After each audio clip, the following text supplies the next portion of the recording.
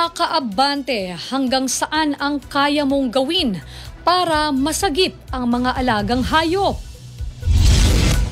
Sa Mandaue City sa Cebu, nakuhanan ng video ang buwis buhay na pagsagip ng isang bebot sa kanyang mga alagang aso matapos masunog ang kanilang tinutuluyan.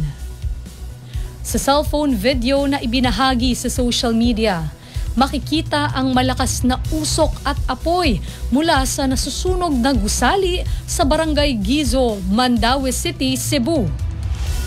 Sa kabila ng malakas na apoy at makapal na usok, ay nagawa pang iligtas ng bebot ang kanilang mga alagang aso.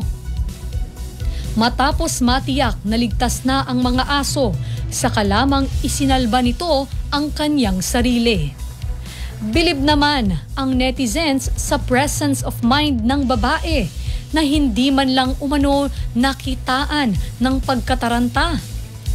Madami din ang humanga sa kanyang katapangan at sa pagiging mapagmahal na fur mom.